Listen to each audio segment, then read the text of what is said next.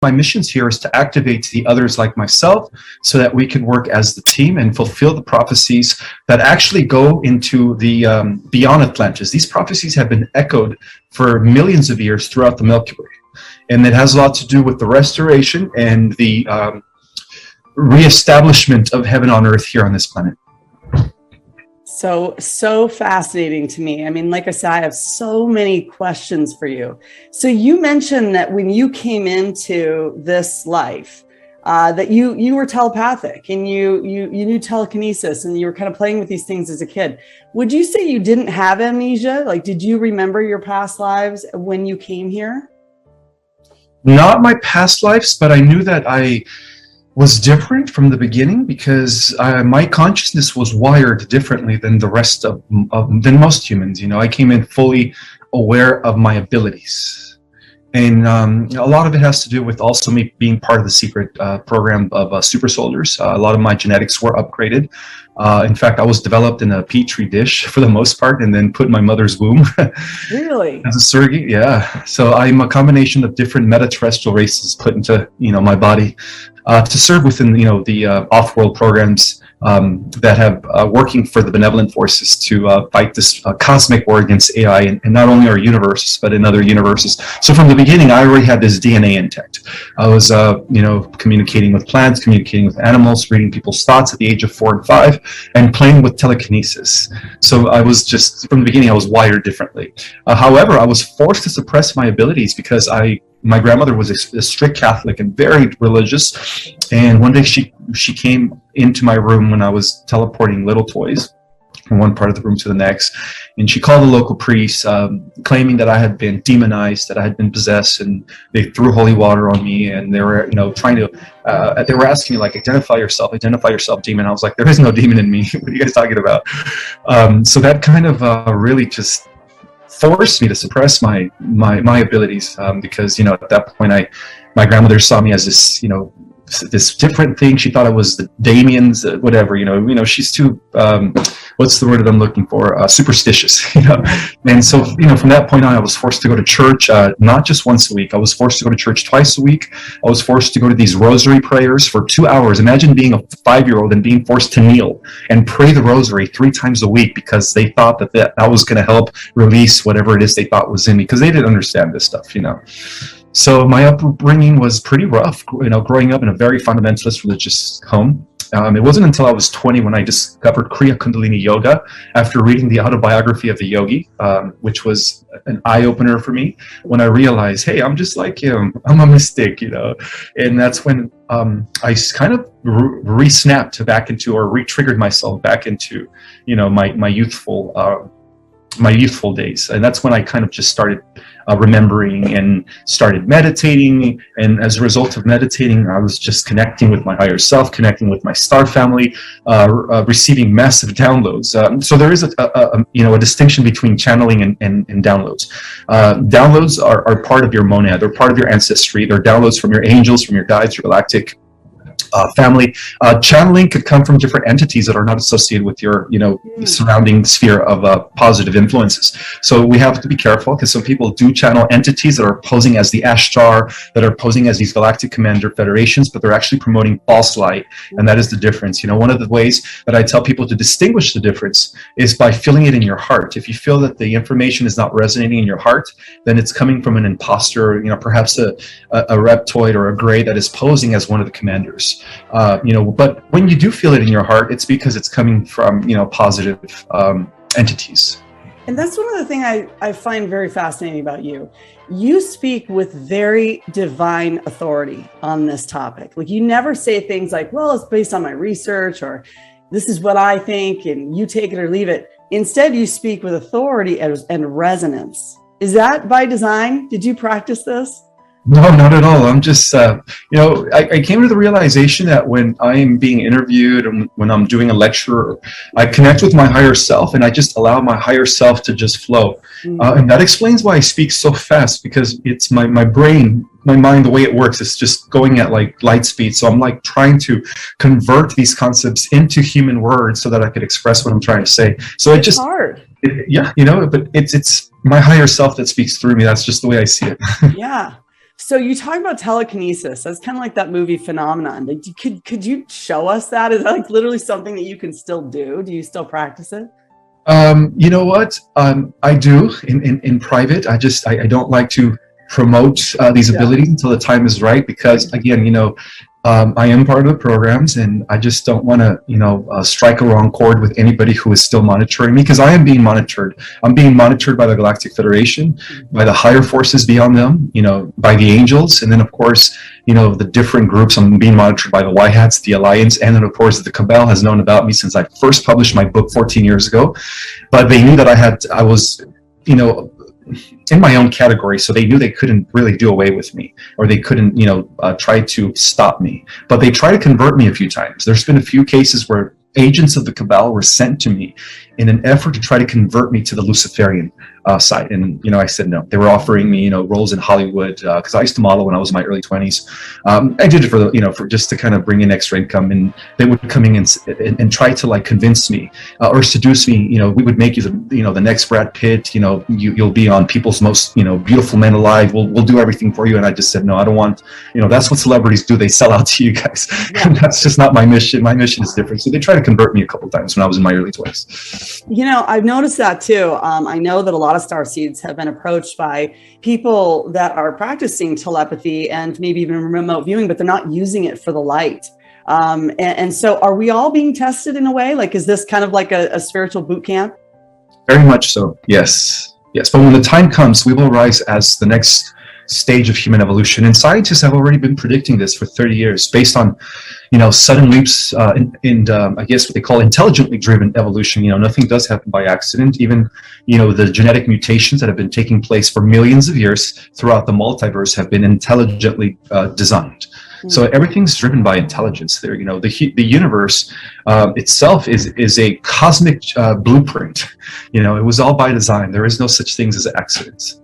Really? So I'm curious about, you mentioned that that you were made in a petri dish, or that they were kind of organizing. Is it possible for a soul to be fragmented and then be carried out into multiple individuals or people in this incarnation? In other words, I've heard people say things like, in this end times, in the Mary Magdalene, soul has been fragmented and is alive and well in many, or encoded in many people throughout the world. Is that possible? Or those are people that have served within the Solar Warden programs, but I served within a very elite branch known as Radiant Guardians, where my consciousness wasn't fragmentalized. They can't clone me. I'm one of, I guess, what they call type of breed that cannot be clonable because of what I am and who I am.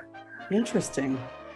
Okay. But however, I do have 97 or 96% of my consciousness that is operating with different avatars in the higher dimensions. And I'm still very active there, so I'm still part of the Galactic Wars. I'm still fighting in the astral. Well, not anymore. We just cleared the astral within the last few months. But, throughout my whole life, I've been actively participating in these other dimensions. Yeah, I'm very curious about that. Okay, so you mentioned avatars in the higher dimensions. I think everyone's just doing our best to understand these things. So bear with me. Everyone learns different. I tend to have visualizations. And, probably about 2013 is when I started to become activated. And I started realizing that, first of all, I needed to self-heal. And so I went inward versus where you went sort of outward. You went into the macro. I went into the micro, if you will. And we do have universes within us, the chakra systems, et cetera. So I always use my body as a cipher, you know what I mean? Like, if you will. But I also use my visualizations. So when I'm trying to understand third, fourth, fifth dimension and what that is to embody those, right? For me, I was having visualizations. So from 2013 on, it started out just setting my inner child free, watching her evolve into sort of this beautiful golden angel, and then watching that evolve into a light body. And I kind of assumed those were the three, you know what I mean? Like, one was 3D, one was, because I can see my human form too. And she's not nearly as patient as my angelic form, who's like all knowing. And then, the light being can sort of give out all this light and heal people and actually implant light within or offer it to others. So is that what we're talking about with 3, 4, 5D, or are we talking about something entirely different? Are there actual earth suits or avatars that we are living in the same time-space continuum? Yes, it's both. We are living in the same time-space continuum, but operating on different frequencies. See, what separates the different levels of reality is vibration. The simulation exists actually all the way up to the 12th dimension. Beyond the 12th dimension is what scientists call base reality, which is the eternal spheres. And that's how, one of the things that I introduced in my book is that there are overall 3 major planes of reality, and all the densities, all the dimensions fall within those 3 levels of reality.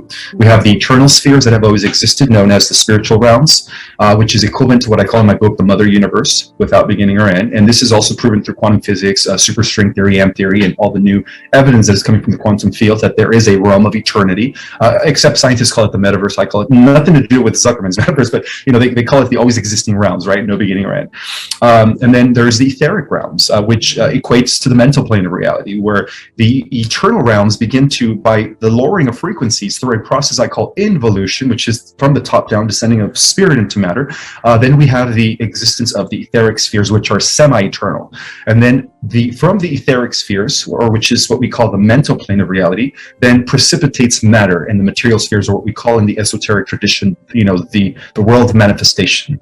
And the world of manifestation is actually held together by geometry and vibrations and sounds and frequencies. So that's how the simulation works. It's all being projected from the mind of the mental plane of reality. So do we kind of, through our soul body, create our avatar? Like, is our avatar sort of a reflection of the soul itself? Absolutely. And that is the reason why when the fallen angels translated into the material plane of reality, which I describe in detail in my book, they inherited these grotesque, awful physical forms, which became like, denoids, reptoids, and just creatures, what we consider monsters, demonic, right? However, when the angelics, or those that remained loyal to the one, because that's what distinguishes the positive ETs from the negative ETs. The positive ETs all follow and are associated with the law of one, unity consciousness. Everything's alive, everything's sacred. Those that disassociate from the law of one are part of the separative type of consciousness, where they see things as everything is separated, therefore it's all about me. So that's when the ego comes in, which is the first deadly sin, and that's what distinguishes these 2 categories.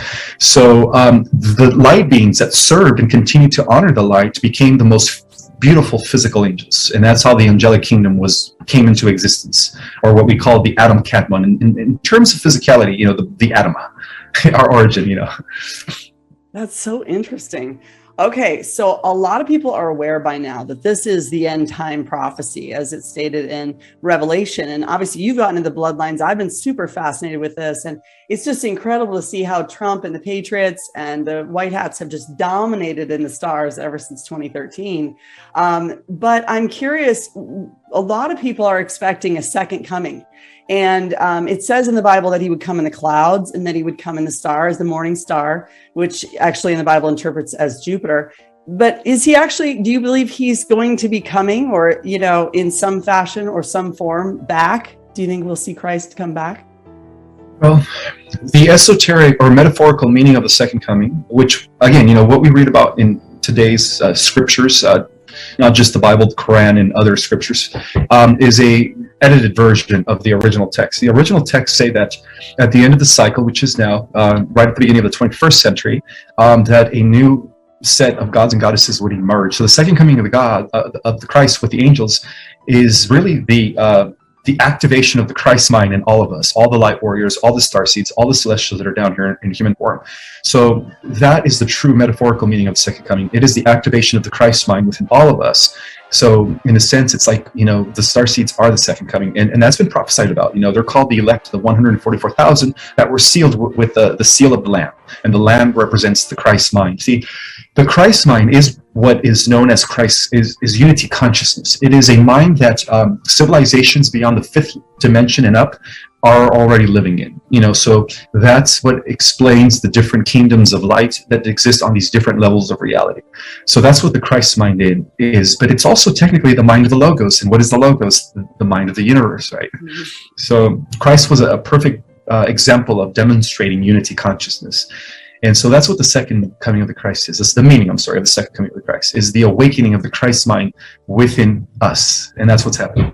I love that. I know a lot of my followers really resonate with that. And I feel like if I were to look back on, because I've started to become aware of other timelines as well that maybe I'm living on and other versions of myself, but there's no other version I'd rather live in right now. I mean, we're all about to be set free in a way we've never even seen in this earth plane, right? I mean, this is such a time to cherish. Yes, the Galactics are actually calling it the Great Cosmic Reunion, and upon the ascension, it's going to be a jubilee, that is going to be celebrated across the cosmos as this Earth now becomes the new hub of the multiverse. The new headquarters, kingdom of light. Yeah, that is so crazy. All right, so let's talk about the future. They say that, the 7 mountains of influence will crumble and a new kingdom of heaven on earth will arise. And so what does the future look like? I mean, what do you think it looks like here on this plane? Very, very heavenly, very beautiful. The future is, for those that are taking the positive timeline, it's just going to be, full of abundance, full of joy, peace, harmony, love. It's going to really be a time to excel and cultivate our talents, where we only just focus on spiritual evolution, where all the physical needs are just going to be provided for us. At that point, we're not going to need to work from 9 to 5. We're not going to need to worry about paying our rent or our bills. It's going to be such a better reality. And as we continue to progress in higher levels or higher dimensions, things just continue to get better. Is everyone telepathic in the future? I mean, yes. What does that do to our privacy and our spiritual boundaries? We're still going to have the opportunity or the ability to have our privacy. We're only going to be telepathic when we turn on our telepathy. It's going to be kind of like your phone. You keep your phone on, you're going to get a call, right? You're going to get a text. But once you turn your phone off, you're not going to get that call. So it's going to be similar. We're going to have the ability to turn on our telepathy so that we could just communicate with others telepathically. So yeah, there's still privacy. Privacy exists all the way up to, the 6 dimensions. When we reach the 6 dimensions, then we become more of a social memory complex. At that point, we fuse our minds into a unimind. And while maintaining our individual consciousness, by the way, but as we go higher in dimensions, we actually just reverse the process of the one fragment, dividing itself into the many. And that's what the ascension is. The opposite of ascension is descension, which is what I call in my book the involution of spirit descending into matter, which gives the idea of separation. But as we continue, or as we reverse that process, then everything comes back together as one. And that is even greater than any pleasure, any joy. As we continue to become one with our Creator, we reach levels of joy and happiness and bliss that we can't even fathom at this time. We can't even fathom. I love that. So with telepathy, obviously some of us have started to practice this, and I've had people come to me telepathically, but I don't know that I'm speaking to the right person. Do you know what I mean? They can come and say, oh, I'm so-and-so, right? So is it supposed to be a two-way connection, as in I need to tune into the frequency of whoever it is that I wanted to have the conversation with, connect with them, and they do the same, so as to ensure you're actually speaking to who you think you were speaking to? Yes. If you're going to practice telepathy, visualize the person that you're actually sending the message to, and also see yourself as them receiving the message, because technically we are all one, just different avatars.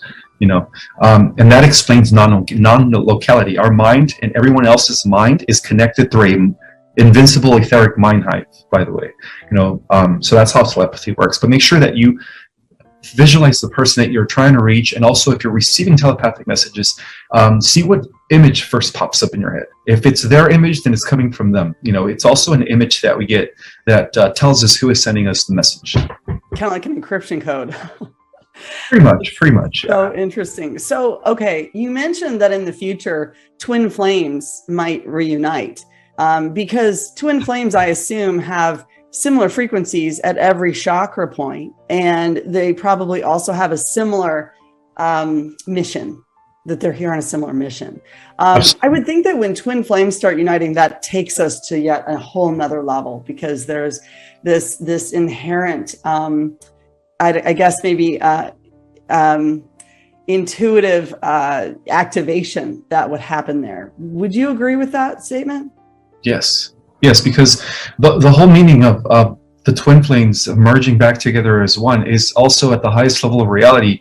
It is the cosmic mind of the Christ merging with the mother goddess mind of Sophia coming together as one again. Because right now, through the involutionary or descent process, they separated. So we have been undergoing this healing in order to bring that back into balance, which is the ultimate, cosmic marriage, is bringing back Sophia and the Christ as one.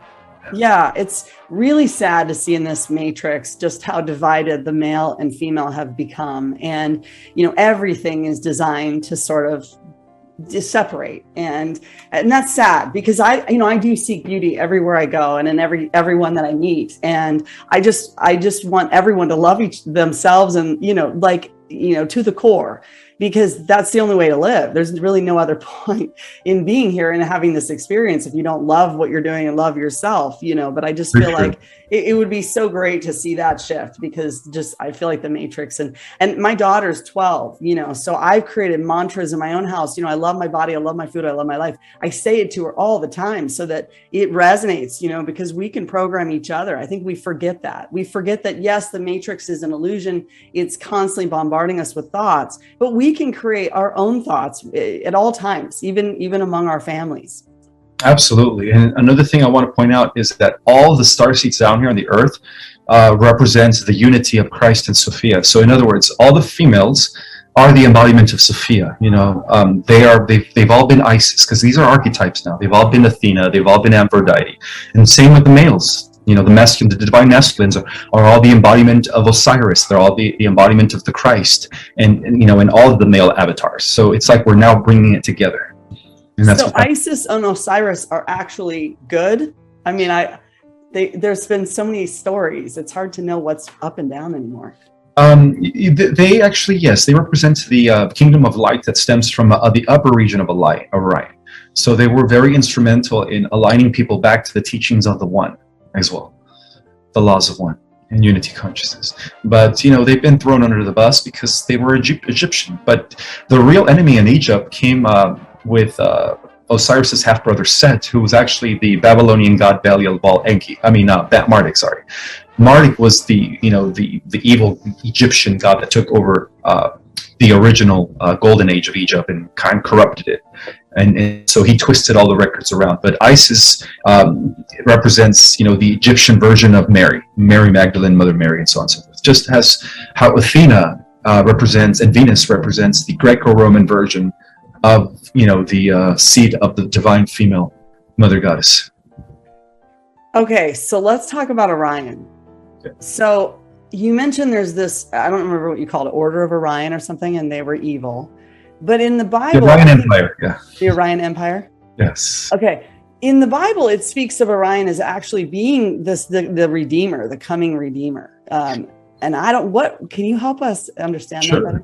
Okay, so in the initial stage of our galaxy, the lower belt of Orion was inhabited by the Draco. That's where the Draco first came into being, in Alpha Draconis, Sigma Draconis, right next to the Regal system. From there, they kind of tried to expand an empire, and they did, for a while, until they were, met face to face with the Galactic Federation from Lyra. And so that's where originally, since evil first took root in our galaxy, the forces of light have been very instrumental in redeeming that region. Because for millions of years, the region of Orion has been a hotspot of galactic wars. I mean, that's how they get the version of Star Wars. When we watch movies like Star Wars, it's actually talking about the Orion Wars. It is a war that took place between the upper system of Orion, which were representing by the lineage of Michael, and that's why the Jedi's always had the blue, right? The blue, because the blue ray represents Michael, which comes from Sirius, by the way. And then you had the lower part of Orion represented by the red, right? Animosity, the Sith Lords. And so that's how George Lucas was able to write Star Wars. He took from the concept of Orion, and he just created his own version of those wars. But the reason why prophecies in the Bible have said that the Redeemer is coming from Orion is because Orion was the last region to be restored in our galaxy, and so that just recently happened within the last few years. And so that explains why some believe that the New Jerusalem is actually hailing from Orion, and there is a mothership called the New Jerusalem, and that New Jerusalem is inhabited by all these positive beings that redeemed Orion and are now here to bring forth, or assist us in the restoration of our planet. But yeah, Orion was always a huge Battlestar Galactica for millions of years until recently. Wow, because we know that there are recreations of Orion, at least the star formations all over this Earth plane. You know, you've got it at even building 1, building 2, even in Tower 1, Tower 2, building 7 in New York, as well as in, you know, the pyramids of Giza and in the St. Peter's Cathedral in Rome. And obviously they were doing very nefarious things underground in St. Peter's Cathedral in Rome. But there was always a river right next to the Orion. And it was representing Eridanus in the stars, which is the constellation that I would call the Sea of Souls. Were they keeping us trapped here somehow in reincarnation loop through trauma and control systems? Yes, they've been doing that for thousands of years, but that system or that program has been dismantled now. Because I don't know if people realize, but you know, there's a dagger. Like Orion has a dagger on his belt. If you look at the picture, and JFK Jr. on his right arm has a dagger tattoo with a Z at the end, meaning the Alpha, the Omega, the beginning, the end, the one who is, who was, who always will be. I find that very interesting that we're seeing the Z, or the finisher, the ending, all over the tanks in, you know, Ukraine. And you know, we're seeing this even in the relief packages. The Z is showing up everywhere right now. How fascinating is that? Very, you know, where things are about to be restored. Do you think he knew anything about the story of Orion and the finish of this war? Absolutely. The Kennedys actually had access to time travel, and that's one of the greatest secrets, which in essence, you know, served the White Hats, and that's why they were able to secure the most positive timeline. In other words, they used time travel to checkmate the cabal on every probable timeline, so that the ascension could take place. You know, the liberation of the Earth, the fall of the cabal, all that's happening because of this time travel technology that fell in the hands of the White Hats back in the 50s. Thank God that the Federation, you know, has been working with them, because, you know, they inherit all this advanced technology by the Federation. See, the Federation, they have to honor their prime directive. They can't intervene, but they can help from behind the scenes and give the technology to those that are working against the evil, right, that they're fighting, because the evil that they're fighting here is the same evil that they've been fighting in our galaxy for millions of years. It's just that, you know, now that conflict has now come to an end in favor of the light, which is victory for us. Right. So can everyone time travel in the future? And doesn't that kind of mess things up a little bit? Like, can't someone just go get a hold of an almanac and go, you know what I mean? Like, how do we stop that from getting in the wrong hands? Well, there's two concepts of time travel. You could time travel in your mind, like remote viewing, you know, where you're not affecting the past or the present, you know, because every time, you know, when people do physically time travel, it seems like they always alternate the timeline, you know, and that's been a huge issue. And so there's two types of time travel. In the future, yes, we're going to be able to time travel, but only through our consciousness, not physically. That type of ability is going to be restricted, of course, because, you know, we've worked so hard to secure the positive timeline. So why are we going to, you know, allow that technology to be, you know, given to those that are very immature and are not Christ-like, that might use it to reverse the timeline? Right. You know, we don't want to repeat this war, you know, again. You know, it took millions of years for us to, you know, restore the Milky Way galaxy. And, you know, yeah, so there's going to be a restriction on the physical aspect of time travel. But as far as like becoming multidimensional beings, we will be able to time travel with our mind, but just to kind of project our consciousness into the future and then back to the past at will when we want. Yeah, I've found that you can time travel even to times maybe you're not living in now, to just change or alchemize some of the trauma it may have caused and or remember it differently so as to help yourself in the future. Have you used that as a technique as well? Actually, I have. Yes, I have. I visited future versions of myself. That's how I was able to retrieve information regarding the final battle after the millennium. And, you know, that's prophesied about in the Bible, right? For 1,000 years, for, you know, the beast, which is AI, will be sealed, or at least, you know, suppressed. It's not going to be an issue, but after the end of the millennium, there's going to be one final clash against the beast. So I was able to actually project my mind to see the outcome of that. And we, in the future, we're like super powerful. We're like beyond X-Men. So we do in that war.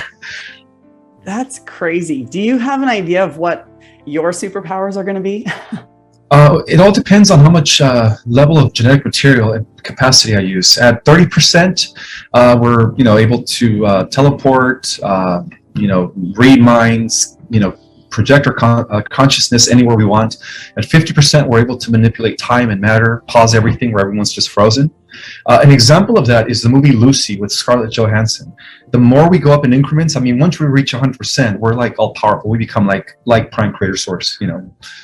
So that's the beauty of having these bodies, is that these bodies are a gift to us. You know, these are the most advanced biological quantum living computers that have ever been developed in the multiverse, and we have them. You know, that's why when people say, we're going to die and, you know, we're going to go back to our pod where we're sleeping in stasis and reunite with our original galactic body, that's false theory. You know, we're multidimensional. You know, what's happening is an integration, a collapsing of multi-dimensions as we ascend. So we're going to just integrate those avatars, those different versions of ourselves with this version. And that's how we're going to become spiritualized or immortal. That's something I've been saying a lot too. You know, we're being offered eternal life. What does that mean to you? Does that mean we have a choice? You know, we already need the choice to have eternal life. And that's why we're here in these avatars, these beautiful bodies that, you know, once we start using more than 10%, we're not going to die anymore. You know, we have the immortal gene active or inactive within our dormant DNA. Oh my gosh. I'm seriously so overwhelmed right now. I have so many questions and I know our time is running out. So maybe we'll have to plan a part 2. But okay, so let's talk about angels and demons. There was this scene in the movie Constantine where, you know, the main feminine character says, well, it's people that turn on people. I don't believe in the devil. And Keanu Reeves, you know, just looks straight at her and he says, well, he believes in you. And at the end of the day, he's very aware of what we're doing. And they know how to summon demons, you know. But yet we've never been taught how to command our angels. And I kept asking, how come we're not commanding our angels? And why would we even command angels? Aren't they above us? Do you know what I mean? And then it's because it's a free will realm. Do you have thoughts or feedback on that kind of concept? Well, angels and demons are really just positive, benevolent extraterrestrials and fallen regressive extraterrestrials. So we could say that the demons are the Draco. The biblical demons are describing the Draco. The biblical angels are the Pleiadians, the Lyrians, the Arcturians, the Andromedans, you know. So yes, it is, you know, we should be invoking, you know, our star family for assistance, because one of the reasons why they haven't yet established first contact is because not enough of us are reaching out to them. But, you know, we're living in a time where many people are actually connecting to their star family, which is amazing. So people should expand their thinking and they should learn to command and or request assistance. Absolutely. You know, it's part of our birthright. I don't mean to sound, you know, like we're like God's masterpiece, but in a sense we are. So that's the reason why they were there to serve us. So the angels are actually waiting for us to command them. They're here to serve us, you know, because they know that we're God's ultimate masterpiece. Wow. I mean, that's really powerful. I need to do more of that. I think we all need to do more of that. Would that speed up the timeline? Absolutely. If everybody started, you know, going within and starting to, you know, request help from the angels, you know, the angels will respond like this. You know, there was something my buddy told me a few years ago. He says, there's a huge unemployment line in heaven. And I said, why? He says, because not enough people are invoking the help and the assistance of the angels. I'm like, oh God, they're unemployed. Yeah. So they're waiting for us to invoke them. Oh my gosh. That's so interesting. So, okay. We talk about an ascension into 5D. And so are there angels operating in higher dimensions that are with us, that chose to stay with us at this time? I've been told maybe, you know, part of our bloodline or people that are part of our ancestry that are here. Is that what makes up our angels? Yes, our angels is a collection of your ancestors, which also consists of your spirit guides, or part of your spirit guides collective. It consists of your higher self. You know, a lot of I guess versions of ourselves that are existing in these higher dimensions are also part of our team. We have a whole team of invincible helpers. You know, we just like Napoleon Hill says, all we have to do is establish some sort of rapport, some sort of, you know, intimate relationship with them, and they will do the work for us. Wow. You know, but it also works both ways. You know, in terms of like the Cabals, you know, sorcery at the highest level of the Cabal, there's been sorcerers, right? Like Aleister Crowley and these, you know, evil black magicians. They operate the same way. You know, they've been working with Greys and Dracos, and that's why they're able to do what they did. What's his name? John Dee, the sorcerer that was working within the courts of Elizabeth I 500 years ago. One of the reasons why they were able to defeat the armadas that were coming from Spain was because he was invoking the help and the presence of the Draco to use advanced technology to create those royal turns, and then they all just kind of went into the sea. Queen Elizabeth was saying to John Dee, well, when can I send my troops? They're coming. And John Dee said to her, don't worry, I'll take care of this, because he was a sorcerer. So black magicians and sorcerers have always been assisted by, or have been working with the Draco and the Grace, and those are the demonic forces. Obviously, it works the same way, Right, but it seems as though to have control over, to put in control systems takes a tremendous amount of energy. I mean, the amount of energy it takes to control people who are naturally sovereigns, it seems like it would take just. It's sort of like the power of a negative thought is far less powerful than the power of a positive thought, right? So it seems like to be resourceful would be far better than to be into sorcery. In other words, allowing nature to divine with its natural state. You know what I'm saying? It seems like, in other words, what I'm trying to say is it seems like the people that work in the light would have far more power than those working in the dark. And they do. Because also at the highest level of the White Hats, see, the White Hats have been around since Atlantis. They actually, after the fall of Atlantis, they became suppressed and they went into into secret. And they've been operating from secret for thousands of years, including now. A lot of the White Hats do operate in secret because they're playing, a very intense game with the Dark Hats. So at the highest levels of the White Hats, we've also had magicians like working with the white magic and the white light and healers, like Gandalf type figures like Lord of the Rings, right? Gandalf was one of the guardians of Earth. Mm-hmm. So we do have Gandalf type figures that have been assisting the White Hats for centuries, by the way. And it's easier for them to work with the angels, yes, because they work with the angels in the Galactic Federation. So interesting. So the concept of precogs in the movie Minority Report, it's funny how movies are real and we're living in this reality that it's totally fake. But, so in the movies, these precogs can lay together, put their heads together, and they can see the future and they can see crimes before they happen. I've been told there are military operations where, 6 or 7 intuitives can come together and they can help and assist in military operations where people maybe are going underground and they need the safety and the protection of the precogs. Is that true? Yes, that's been part of the secret space program.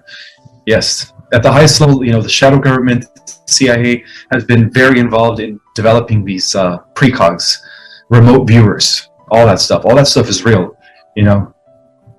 And they use these movies to dispose it. A lot of the stuff that we see in these movies is actually reality. Unfortunately, to the mind of the unawakened, they see it as sci-fi. But to the mind of the awakening, they see the message. They see what's really going on.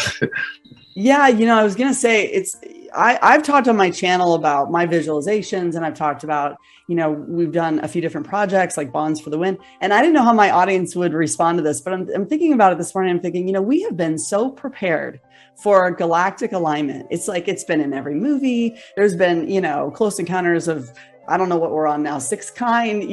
There's been so many disclosures by now. Do you think that people are ready? Yes, I think so. I mean, 10 years ago, no. 5 years ago, maybe. Now, due to the increase in the acceleration of the collective consciousness, yes, I think people are ready now to understand that we are not alone in the universe, that the multiverse rather, is teaming up with life, and that we are part of a greater galactic and intergalactic and ultimately part of a cosmic society. Okay, so let's talk about the ascension. So once we reach the 5D, for those that don't want to ascend, can we go back and see them? Do they have any memory of us? I mean, what happens to those that maybe didn't come here on a contract to ascend up to the 5D? Are we totally disconnected at that point? Not necessarily. For the majority of the humans, which are non-star seeds, what I call in my book the newbies or the Earth Terrans, they're at least going into the 4th dimension as a collective. Will they be aware of us? Oh, absolutely. They're going to have memories of us. We're going to have our memories intact as to what we were when we came into these mortal bodies. And we're going to be able to, through the lowering of our frequency, come back into the 4th dimension and interact with them as well. But they're going to see us more as angelic. That's why intelligences from the higher dimensions have always appeared as angels, but in that level of reality, they are as physical as me and you. That's so, okay. So it seems like we're having a big test. Like it just feels like a test after test after test. Like I said, spiritual boot camp. Do you think there is a judgment? You know, is there a throne of Christ? Is there a point in time where us as starseeds are judged if we don't take our rightful position? Well, because of the fact that we are the Christ, the higher self, our higher self is the Christ within all of us, we become our ultimate judge in the end. Hmm. Really? Yeah, there is nothing external of ourselves that is going to like sit there on a throne and judge us. No. We're constantly being judged by our higher self. Not judged in a bad way, but in a way where it's like, you know, the universe is constantly sending people, circumstances to kind of get you back into alignment. But that's your higher self's version of bringing you back into, you know, your mission and your purpose. So as far as like this external judgment, no, that's all fear-based. That's all, you know, part of organized religion, and that's all coming to an end. So ultimately, we are our own judges. Yeah. Yes, I always wondered about why are we so hard on ourselves? Why are we so, you know, self-aware? You know, in fact, I was learning about a research study that they did and asking people on their deathbed, you know, what would you have done different? And they said, I would have loved myself more. I would have accepted myself. I would have judged myself less. You know, maybe I would have enjoyed who I was and found the joy in the experience a bit more, right? Do you agree with that statement? I mean, it's definitely kind of a moment in time where you're going through the biggest transition that we know of, right? And so a lot of people carry a lot of fear of death. But when you come to that day or that moment, you kind of ask yourself, did I do it right? Exactly. Yeah. Yeah. So right now, there's a lot of people that are getting caught, you know, for things like, you know, voter fraud and, you know, trafficking children and stuff like that. Who's handling the judgment of this? I mean, are these just all military tribunals? I mean, yes. Well, what's happening here is a small reflection of what's happening on in the cosmos. It turns out that in many galaxies, there are intergalactic tribunals taking place right now. We're not only dealing with the Draco, we're dealing with other negatives, regressives that have been working for the AI God that have plagued other galaxies and stuff. So as I speak right now, there are intergalactic tribunals that are taking place, as well as in our galaxy. Our galaxy is going through an intergalactic tribunal. Many Greys and Dracos are actually being, you know, they're going to be getting what's coming. And that's also now reflecting here in our world. So it's all happening at the same time and on different dimensions. Wow. I mean, that sounds like so much work. I mean, I know that we only see maybe the very tip of the iceberg of what's really going on behind the scenes, you know, and that is just even more reason for us to feel grateful at this time. So if you can tell the white hats, thank you. Well, they know, you know, they know we're grateful for them. I'm sure they see a lot of these, you know, interviews and they know that we're cheering for them and, you know, that we're here spreading their message of hope and peace and love and don't worry about anything. Everything's under control. Nothing's going to stop what's coming because overall, you know, God is in control and the white hats, the Alliance, the Galactics, they all answer to the one.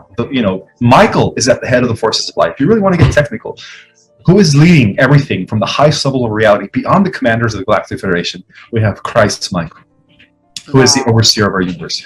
Really? Can you speak a little bit about Archangel Gabriel as well? Sure. Well, Gabriel is actually Michael's firstborn. Yeah. Yeah. So Gabriel is also an archangel. Well, you know, there's those are archetypes, but at the same time, they do take form.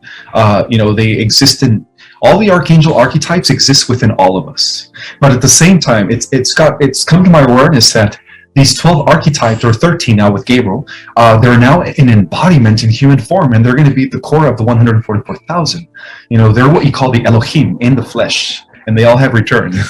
Wow. So Michael is here, you know, Gabriel is here, Raphael is here, Ariel is here, and all their female counterparts. You know, Michael has Michelle or Faith, your new name, right, Michelle? That's very divine. You know, she happens to be our Heavenly Mother for our particular local universe. So every local universe has an overseer, an Omni King and an Omni Queen that oversees each universe. Yeah. Wow. It's so big. It's hard to wrap my head around completely. So I think maybe we should wrap this up because I'm really conscious of your time. Do you want to tell everyone how they can find you and talk about your courses that you're doing?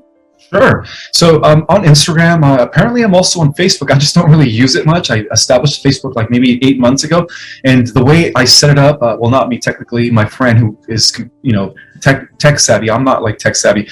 He set it up where whenever I post on Instagram, it goes directly to my Facebook. But I don't use Facebook, so all like my messages are piling up. So I guess I should make it an effort to start replying to people on Facebook. But I mainly use Instagram. I'm under Project Restoration Zion 1, and it's just one word. I'm also doing Starseed Cosmology courses that are actually activators, giving you cosmic information that might help you awaken to your galactic and multidimensional self. I've gotten a lot of good feedback on that. People that actually took my first course in June, they noticed a difference, because at the end of the course, I teach you the techniques that I've been applying in order for you to have access to your own Akashic records and to, understand who your galactic and over higher self, Christ self is. I'm also promoting my book, Our Cosmic Origin. For those that haven't read it, it is a mind opener. It is a next level disclosure. It is restoring cosmic information back to the earth beyond everything that we've been taught in the last 10 to 15 years, ever since, the awakening began. And my book, you can find on Amazon, Our Cosmic Origin. That's so awesome. Thank you so much, Ismael. It's been such a pleasure to have you today. And I want to leave with one final question. So the concept of fate and the Akashic record or the divine scroll of destiny, we each have one, right? Absolutely. How much can we modify that based on our intention or our manifestation? Is it fixed in stone? From the highest levels of reality, yes. But all your choices that you're making here in these lower dimensions is aligning to your higher self. So we are influencing that every day by the choices we make and by the thoughts and the emotions that we have. So just be mindful of that. I would suggest that at this point, just visualize what your version of heaven on earth is, as well as the collective version of a heaven on earth is. Because if we could all come to that mindfulness all at the same time, it's going to shift reality. It's going to, because it is through our mind and our emotions that we actually affect reality, because it's connecting to the quantum field, right? The quantum realm. Our thoughts are very connected to the quantum realm. In fact, one of the reasons to affect reality is by being mindful, because when we're mindful, we're actually almost as if we are in the quantum realm, fabricating reality. That's what happens when we are in the presence. Yeah. That's the best way to affect reality. Yeah. And what I could also do is give you the links to my book and, my Instagram, just to make it easier for people if they want to follow me. And then, of course, my Starseed Cosmology course. Yeah, we'll totally, we'll drop those in the comments below, or sorry, the description below. Awesome. Thank you so much. Literally, I could pick your brain all day, but I don't want to take up too much of your time. But thank you so much for coming today, Ismael. You're welcome. May I call you Michelle? Yes, you can call You're welcome, Michelle. Nice to meet you. Yeah. Okay. Bye. Bye.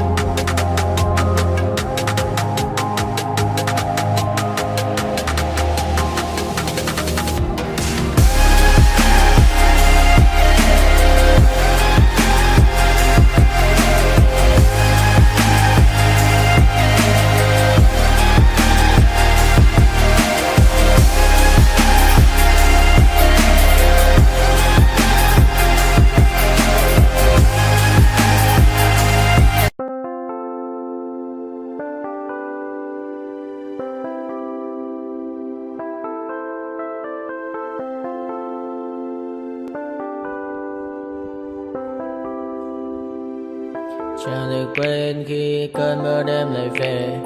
Em nơi quên lời thề và ta như đông chìm sâu. Không còn mới em anh nhận màu. Em chỉ cần mơ đâu em bay. Chỉ còn là những cơn mưa vô giá. Cho bên mơ em không mơ anh. Anh một đêm mơ chỉ trong bên em không được còn nhớ. Và chỉ có em không còn nhớ. Và người ta bên nhau như ngã tơ. Muốn nhớ em say em chỉ còn với em ở đây.